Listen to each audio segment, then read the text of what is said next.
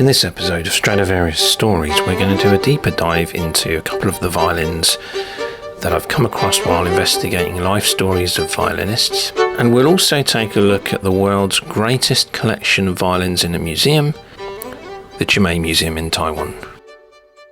First, let's start with the Brancaccio Stradivarius, or what remains of it, and how even though this violin was devastated, the surviving fragments have continued to have been of great use to scientists investigating the miracle of Stradivarius' sound. Now, the Brancaccio Stradivarius is a famous Antonio Stradivari violin crafted in 1725, so just as we're starting to emerge from the golden period. It's historically celebrated for its connection to the Hungarian violinist Carl Flesch. Believed to have been destroyed in a 1944 air raid in Berlin during World War II, its original neck was preserved and is currently housed in the Chimei Museum in Taiwan. So in this picture here you can see all that is left, sadly, of this violin. But talk about make the most of a bad situation. Now, first of all, how did Carl Flesch lose the violin? Well, his bad investments and exposure to the Wall Street crash of New York of the late 20s, early 30s forced Flesch to part with his Stradivarius in the 1930s. As a pretty incredible compromise, though, Flesch would go on to play Pietro Guarneri of Venice violins for the remainder of his life. You can see my video on the biography of Carl Flesch. I was surprised at how many views this video got, actually. Now, thinking about the sound of Stradivari, nobody has been able to replicate that sound, and this remains one of the most enduring mysteries of instrument building. A new study published in the Proceedings of the National Academy of Sciences suggests that the answers may lie in the wood, and specifically mineral treatments, followed by centuries of aging and transformation from playing. All these combining to perhaps give these instruments unique tonal qualities. So of course there is a theory that the trees of the wood that Stradivari used had come through an ice age which hardened the wood. But here we're diving a little bit more into the treatment of the instruments of the wood by the great master. If you compare Stradivari's maple with modern high quality maple wood that is almost the same, the two woods are very different, according to Huan Ching Tai, professor of chemistry at the National Taiwan University and an author of the paper. In the study done in collaboration with the Chimei Museum in Taiwan, Dr. Tai and his colleagues used 5 analytical techniques to assess wood shavings from 2 Stradivari violins, 2 Stradivari cellos and 1 Guarneri violin. Their measurements yielded several major findings. And now, this is where the 1725 Brancaccio violin comes into play, because it makes sense to kind of use a violin that's mostly destroyed. So in this case, only the neck remains, and less invasive than perhaps taking shavings from a complete working Stradivarius violin. Here's where it gets interesting. First, they found evidence of chemical treatments containing aluminium, calcium, copper and other elements, a practice lost to later generation of violin makers. Modern luthiers don't do this, said Henri Gracino-Meyer, a geography professor at the University of Tennessee, Knoxville, who studies tree rings, although he did not participate in this particular research. This paper is the first to convince me that some type of mineral infusion into the wood might cause superior sound in a musical instrument. It goes on to say that it's unknown whether the tonal results of these treatments were coincidence or whether the Cremonese masters knew beforehand that the chemicals would have an effect. Dr. Tai said he thought the chemicals were probably first applied by forest workers who soaked wood in minerals to ward off fungus and worms before sale. Over time, the salts may have hardened the wood through chemical bonds. The researchers also discovered that 1/3 of a wood component known as hemicellulose had decomposed in Stradivari and Guarneri's instruments. Because hemicellulose naturally absorbs a lot of moisture, the effect was that the instruments had about 25% less water in them than more recent models. This is fundamentally important because the less moisture, the more brilliant it sounds, said Joseph Nagivari, a luthier and Professor Emeritus of Biochemistry at Texas A&M University, who was also not involved in the study but commenting on its findings. In comparison with other violins, Stradivari and Guarneri instruments are known for possessing rich, dark bass tones and an quality known as brilliance, or the ability to project a clean, high-frequency sound that tickles your ear from far away, said Dr. Nagivari. Dr. Tai's team also found a property in the Stradivari wood samples, but not the cellos. When they heated the wood shavings of the violins, they found an extra peak in oxidation, which implies a detachment between wood fibres. This detachment, possibly the result of centuries of vibrations from playing, may give the instruments greater expressiveness, Dr. Tai said, adding, top violinists often feel like these old violins vibrate more freely, which allows them to express a wider set of emotions. Dr. Tai's interest in Cremonese violins goes back a decade to when he was a graduate student specialising in neuroscience at the California Institute of Technology. A friend told him about Dr. Nagivari, who in the 1980s was the first to suggest that Stradivari and Guarneri had used chemically processed wood to make their instruments. During the winter of 2006, Dr. Tai visited Dr. Nagivari in Texas and got hooked on the mystery of famed violins. He spent the next several years on a 60-page review of research on Cremonese violins.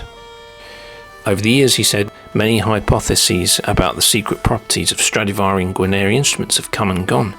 For a while, people suggested that luthiers had simply used trees that have since gone extinct, but in fact those trees still exist.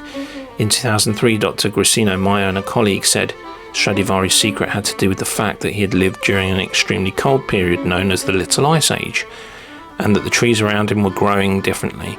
How exactly that may have produced better instruments, however, remains unclear. Another popular theory that Stradivari was using varnish with magical sound properties has not been substantiated by any chemical analysis. I did hear a story once of Stradivari listening to the sounds of logs as they were being floated down the Po River and identifying the sound of logs of wood that he liked and then instructing those ones to be retrieved out of the river for his use. But that's an anecdote. I don't know how much truth there is in that, but I think it's believable. Dr. Tai hopes that decoding the secrets in the wood of Cremonese violins will help guide attempts to build replicas that can preserve the sounds of Stradivari and Guarneri. With their continued decomposition, many Stradivari and Guarneri instruments will lose their acoustics in the next 100 years, he said, adding those instruments will not last forever.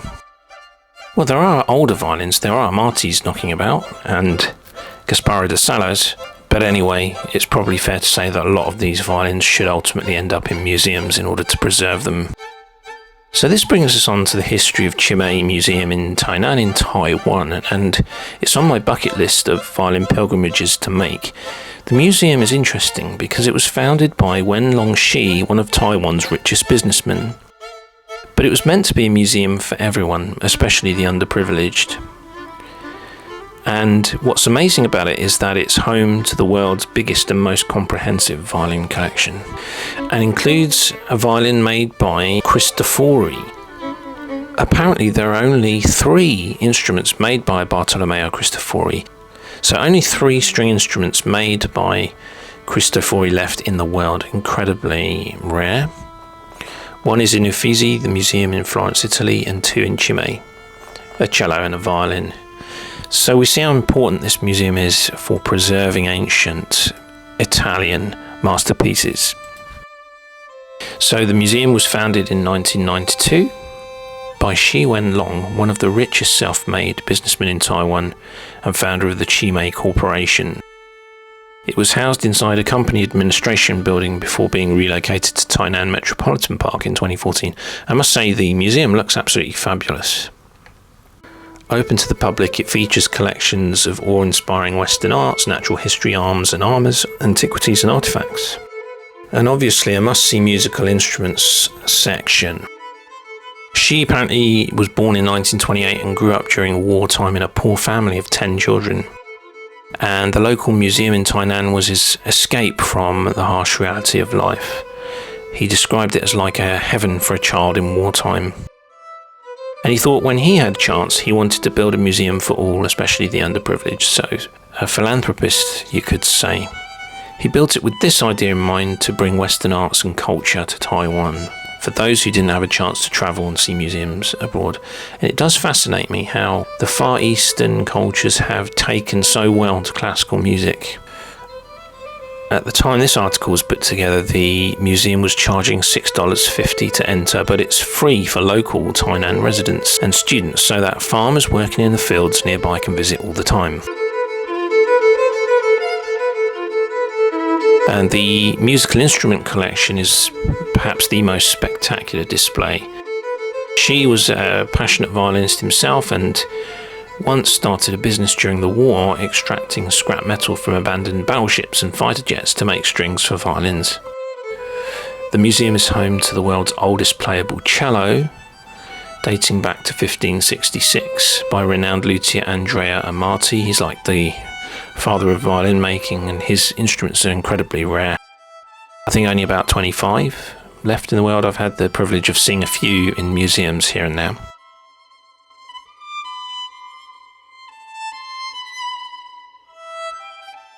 But he also has, of course, valuable works by Stradivari and Guarneri, the two most established violin-making clans in the world, including Giuseppe Guarneri del Gesu's Ole Bull violin, one of the most expensive and well-known violins.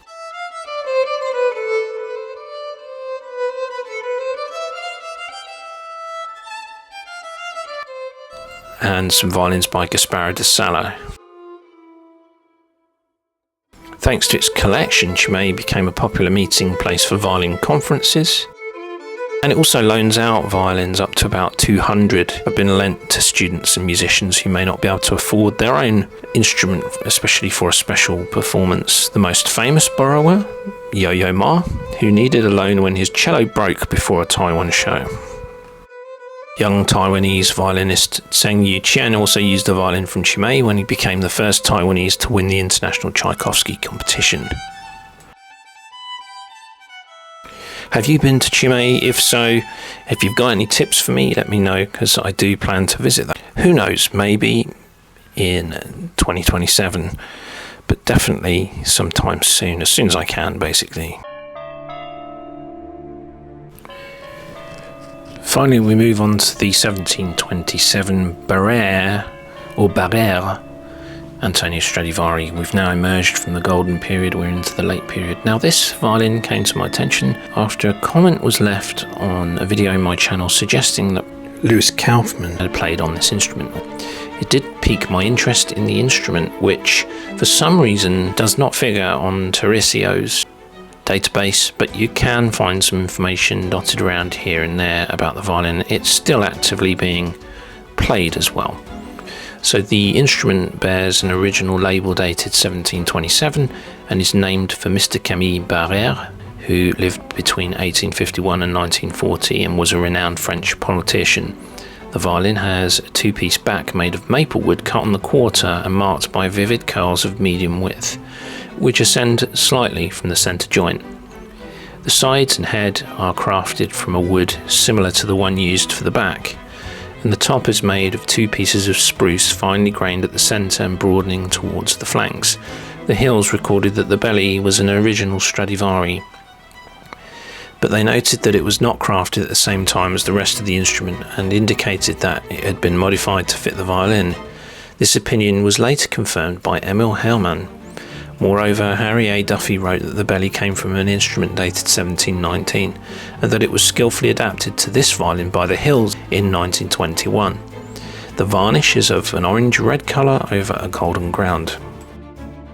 Apparently, if you're rich enough to possess the Stradivari book sets, this figures on page 120 of volume 4. It was played on for quite a long time by Janine Jansen, and these days is played on by Rosanne Philippens, so priority is given to Dutch players, which makes sense because the violin is actually owned by the Elisa Mathilde Foundation, which is a Dutch non-profit established in 1935 by Elisa Mathilde van Beuningen. and it provides financial support to non-profit organisations that focus on social, cultural, ideological and environmental causes, primarily in the Dutch regions of Rotterdam, Schiedam, Maassluis, Vlodingen and Utrecht.